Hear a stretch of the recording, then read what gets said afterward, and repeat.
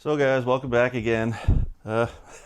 Just catching you up what's been going on, and I haven't put out a video in a while because haven't really thought that any of the stuff we were doing was video worthy, but there's a lot of little things going on, and I'll just start smashing them together. Well, I'll just show you.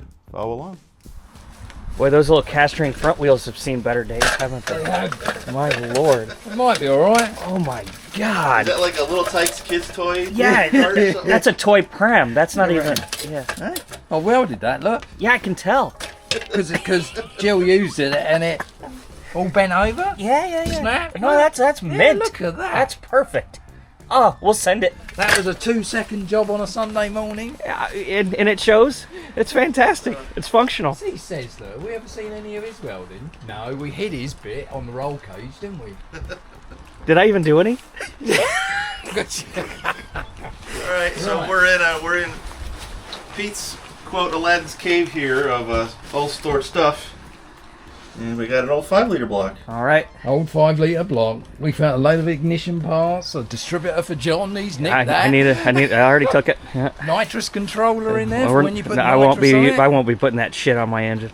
Screw that. So, alright, we're going to get this in the garage, out of the rain, and we'll be back in just a second. Yeah, don't show Jill we're doing this.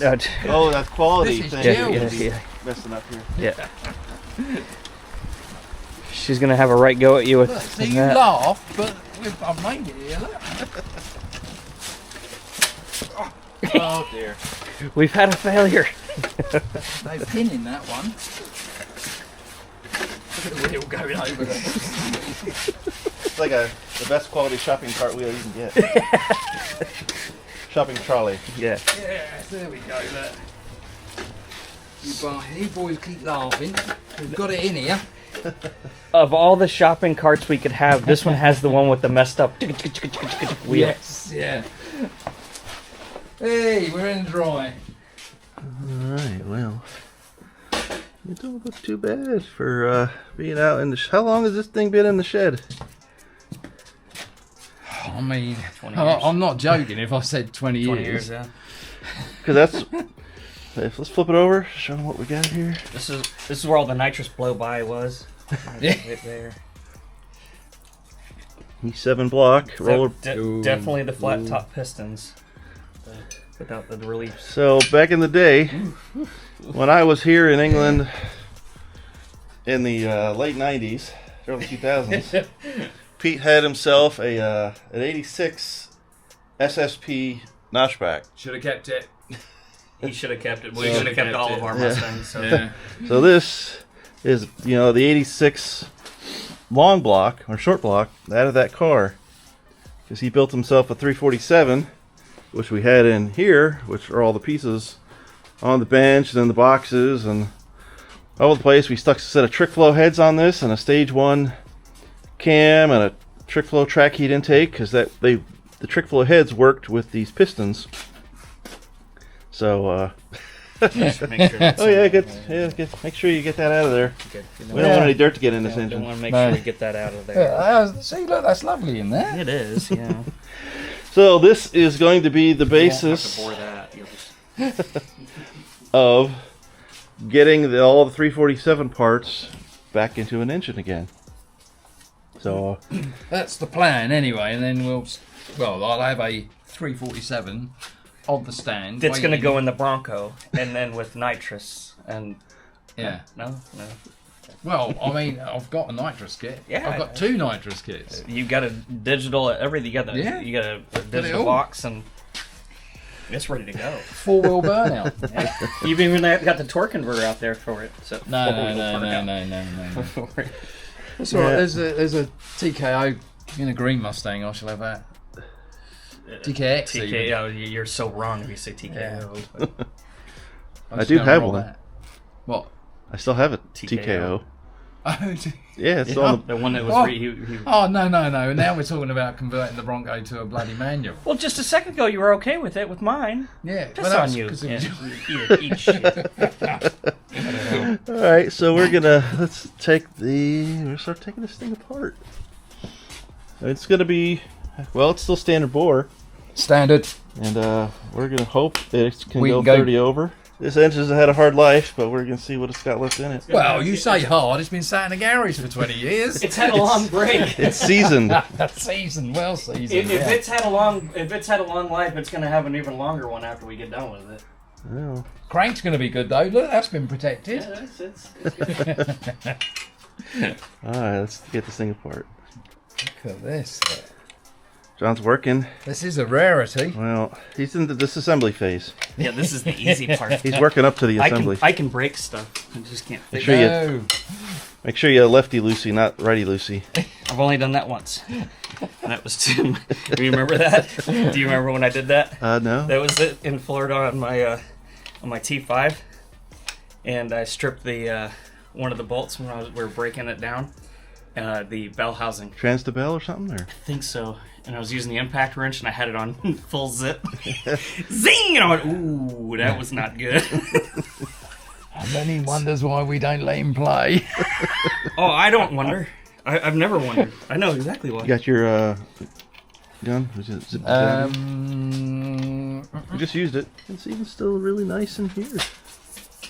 Little rust. It was the distributor hole that plugged up.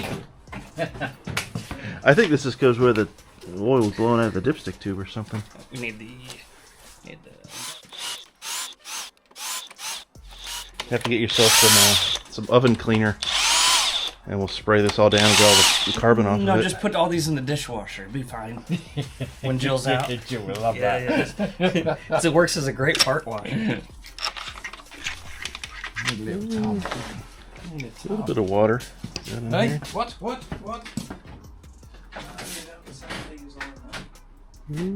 Somewhere in the oil. Oh, Something to wipe. That's pretty bad. I don't know what. I mean, who knows how long it's been like that, even before you had it back in the day, or Yeah, there's a mark on yeah, that you one. can see it in the crank. Crank would definitely need to be turned. We're not going to be using that shit anymore. All down to the copper on every single one of them, all the way across. Well, yeah, I mean, we don't know what sort of life it had before it got here, do we? Yeah. Everyone.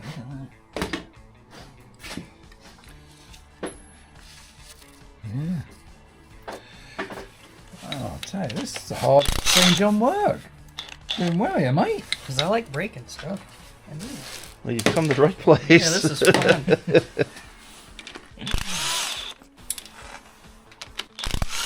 Everything looks dainty compared to all the big stuff we're Yeah, what we been have playing now. with Yeah. in the past. You look at this and you go, "Oh, isn't it cute?" You're not wrong, are you? It does like... Yeah, we're not concerned about any of this rotating assembly. We just want the block. Those bearings just look really thin. Well, that's alright. They look alright. That one's a bit orange, but that one's alright. Huh?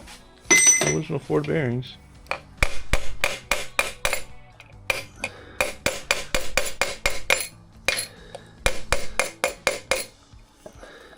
A little bit.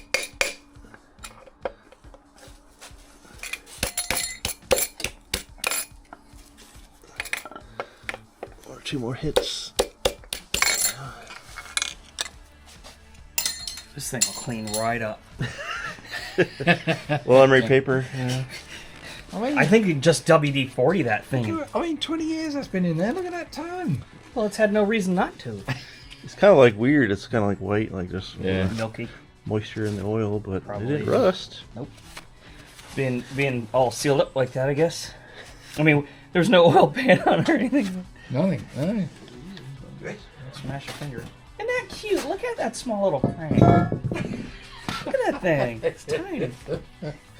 You ever have the supercharger on this engine? I know we ran nitrous on it. No, I think the supercharger was only on the 347. We did have gas on this. All right, let's pop the cam bearings out. We got the tool for that today. Yeah. We don't need one. We just use a Yeah, we're like way ahead of where I thought we were going to be. Yeah, me too. I thought this was going to be like all afternoon. I think it'd be a struggle to get it out of the shed and Yeah. Let's take this down to saw and get this thing cut. make sure we're not cracked. Right. just have this thing magnafluxed, you know. I have a thingy. We can do it. Yeah, because you got the little magnet. Yeah, you've got one of those, haven't you? Just to test it. But we'll need to clean it. It's- Need the main caps and bolts is all we need. With the 347, do you care about using that girdle again? You're never gonna use it in that level of anger again. No, it's going to go in the Bronco. If the Bronco anything, is not being built to go fast. Yeah. I was going to say, if anything, that girdle didn't keep it from blowing up, but it kept the block from splitting in half. Yeah. That's probably what it came down if to. I hadn't have had that in there, it would have It been a split. lot worse. But I mean, it was going to break regardless. So yeah. this one. So we'll degrease it. We'll knock the cam bearings out. We can knock these core plugs out. Yeah. Now take Spending my money again. Yeah. He's good at it. He's really good at it. Well, you want to do it before we take it, where we crack test it.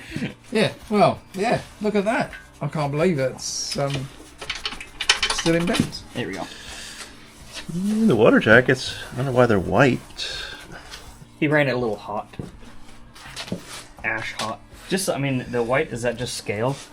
I don't know if that's what antifreeze looks like after evaporating and drying for 20 years. Did you, I mean, this was a long time ago. Did you use distilled water in your antifreeze? Because if not, then it could be any number of things. Solid lime scale? Yeah, that's why I was seriously, I was thinking Mate, you're lime talking scale. about 20 years ago. That's what I mean, yeah. I mean, it's very possible it's lime scale. Appears like it's a good place to start. Well, good, because this is where we are. Spray clean, spray clean, spray clean, spray clean. Let's telling you. flip it over. Let me look at the serial number on it, or the date code.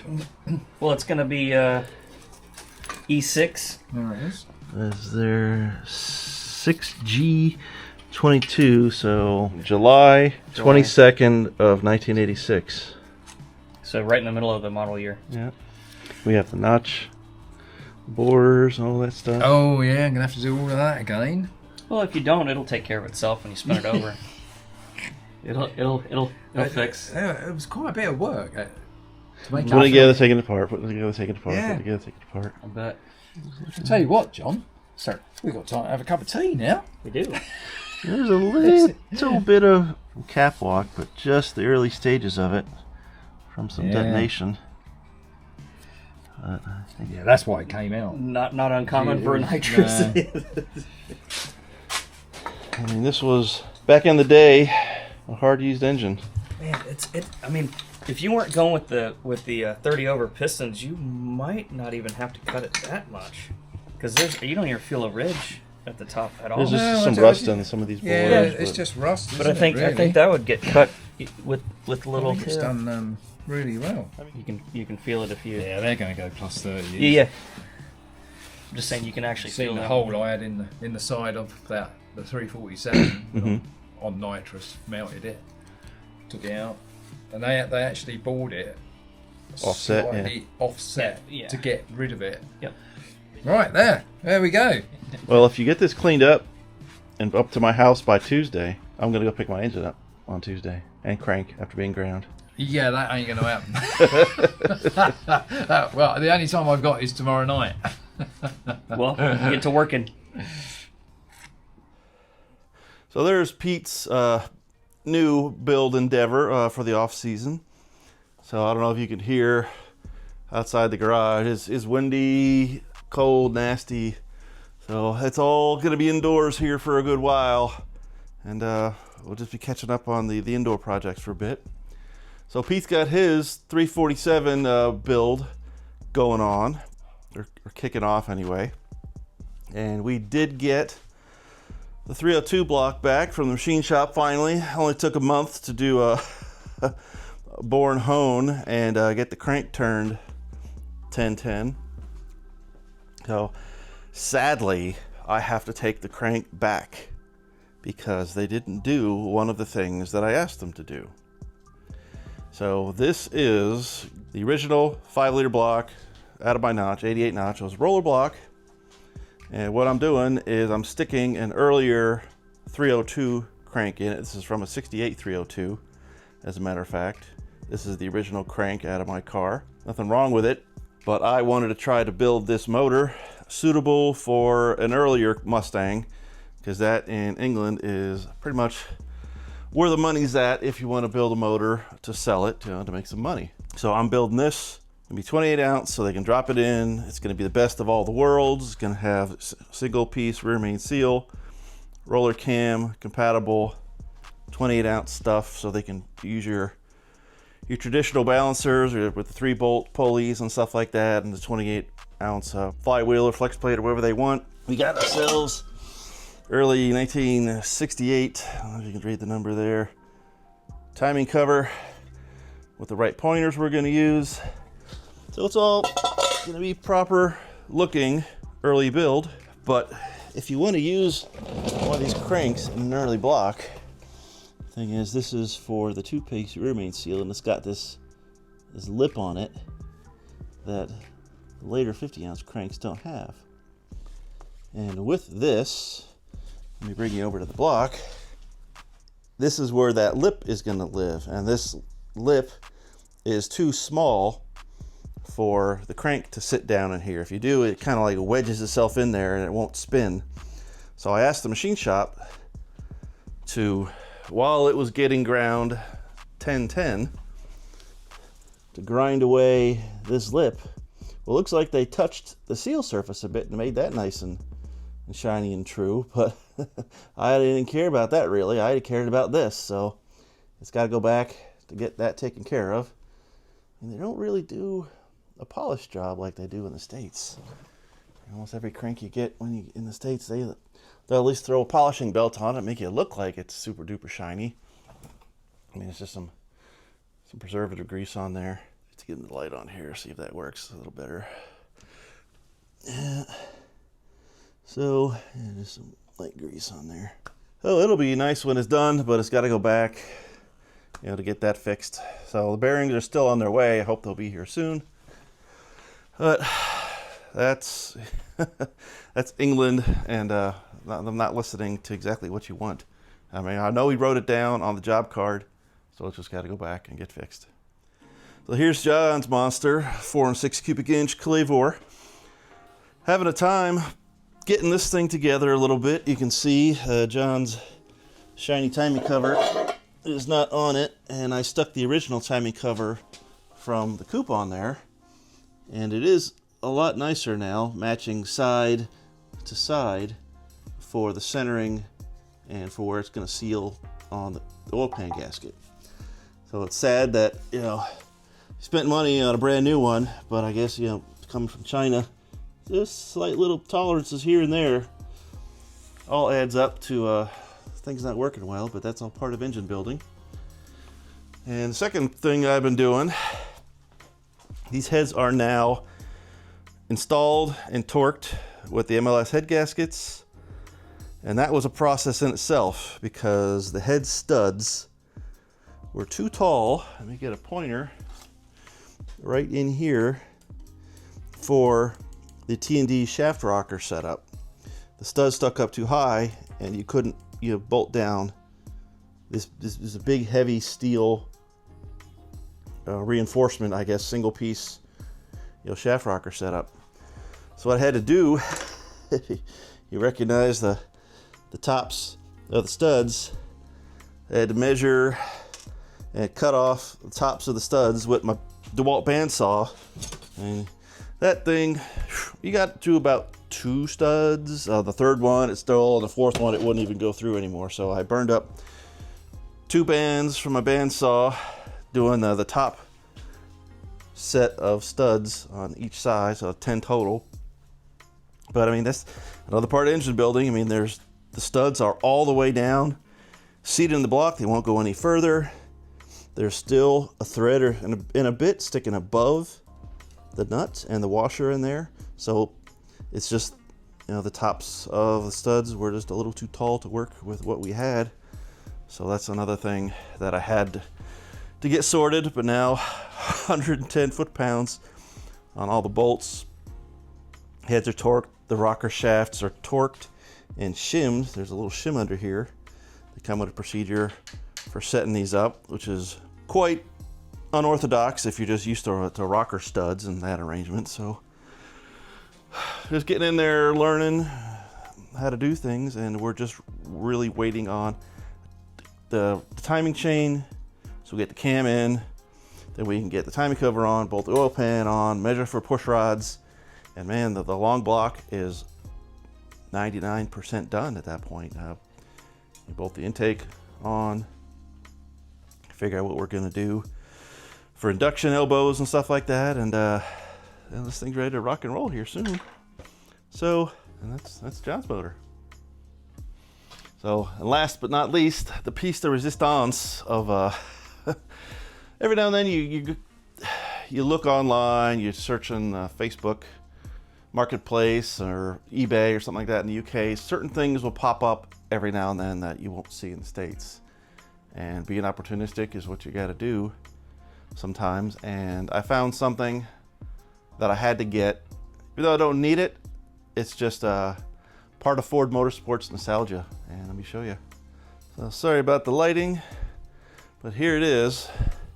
This is a Thunderbird Turbo Coupe Mustang SVO style Ford Motorsport NOS with the box cam cover.